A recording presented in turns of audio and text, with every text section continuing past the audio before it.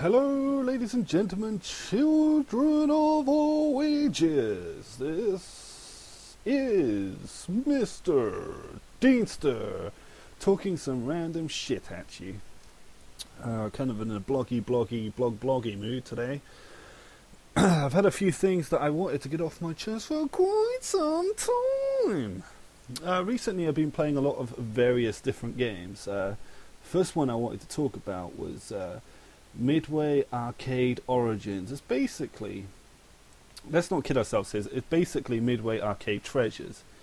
But a lot of the controls in the game are very stiff, or they just don't work properly, or they never took the time to actually, you know, sort them out for a controller, which is really fucking annoying in a way, because the only game that actually does kind of work well is one of my favourite beat-em-ups of all time.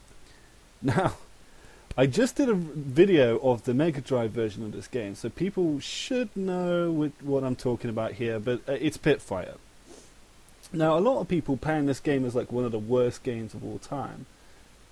They've clearly not played some of the worst games of all time.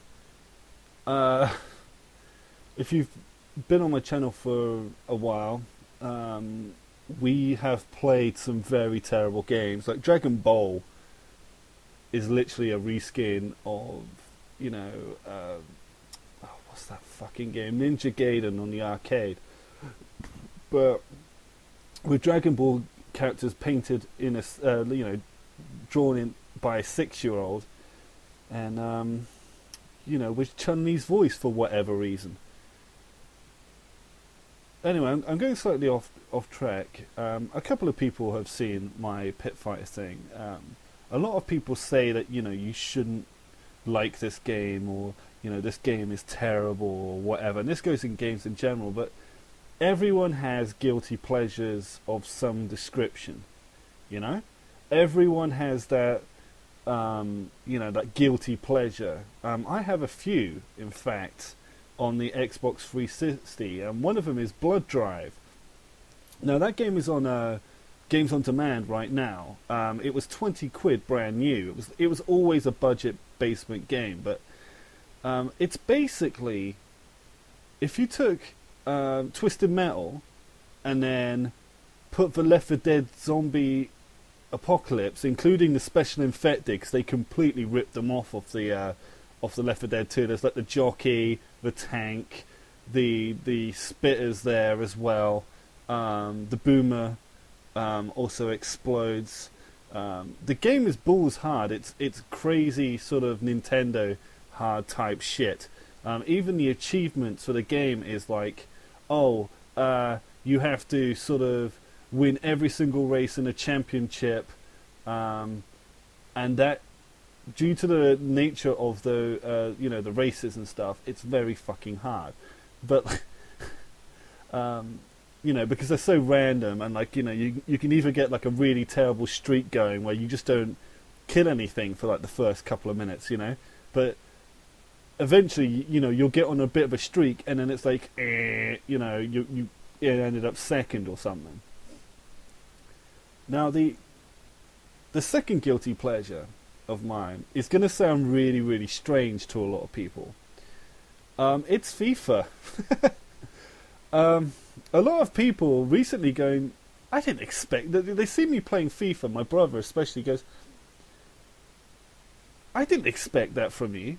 It's like, well, I really like the, you know, the FIFA Ultimate Team and the Be a Pro sort of thing. Two very interesting elements in sort of like gaming, I think, especially the Football Ultimate Team. I suspect, you know, that FIFA do get a lot of Microsoft transactions through like kids just not wanting to play the game, but just sort of, you know, buying packs and stuff like that. They must make a mint off that. It's microtransactioning, but kind of not at the same time, because, you know, you can earn these gold packs and buy them anyway. Most of the gold packs are rubbish anyway. You don't get anything in them. But I actually got an on form, which is like a black card instead of like a gold card. in my second pack, and I completely fucking lucked out. So, yeah. Now, my third guilty pleasure on the Xbox. This is going to sound weird. It's Cabela Hunting series. I adore them. As cheesy and, you know, as odd-looking as they are, they do try to sort of mix things up and make the idea of hunting exciting, you know. I would never go out hunting in real life, but shooting virtual lions, that's all good and hood, you know. That's why I don't understand about PETA. I mean, they go, oh, well, you know, killing animals in a video game format like Pokemon, who aren't really even animals, or, like, you know, they're fictional animals, I suppose. You know, it's a bit like dog fighting or something like that. It's like, well, not really, because they're not actually animals. They're just like digitized avatars, you know. They're not anything that you need to sort of be worried about. Sorry, I went on a massive rant there, didn't I? Anyway, the second thing I really wanted to talk about was the fact that, you know, I've just made a new game. That's out now. It's on Steam. The descriptions and the links will be all down below. It's a remake of one of my older game franchises. The first game didn't actually make it out to the public because it was way too hard for most people. People still complain that my games are too hard and I need to do the graphics better and all that stuff, and I get that, but like, when you code a game by yourself and you're playing it non-stop, the game is easy to you. You know, there is no one else. If there's no one else testing your game, you know, it's going to have a very high difficulty curve.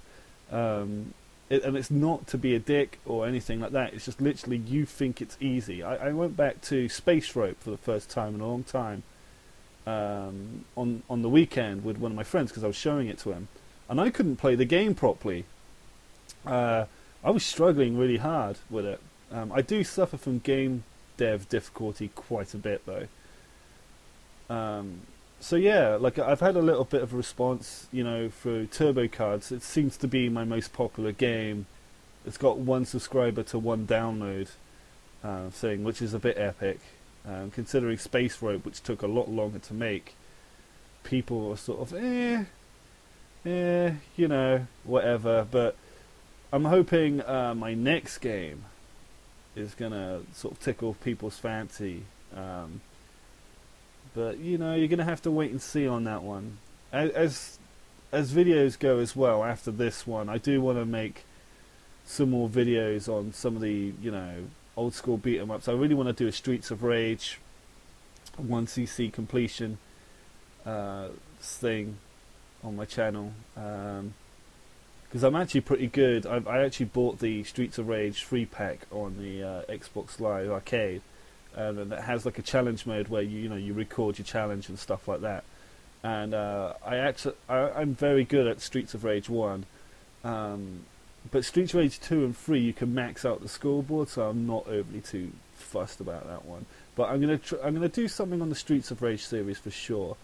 I might even do something on Final Fight as well, but Final Fight is just as, you know, cheap in stun locking people as Streets of Rage, so yeah. Anyway, I've gone on for way too long here. I just wanted to say that I wasn't dead, you know, because some people now and again do still subscribe to me. I apologise that I haven't put anything out for a while. You should probably check out my brother's YouTube channel. He does put out a lot more stuff than me. Danny Does Videos, all one word.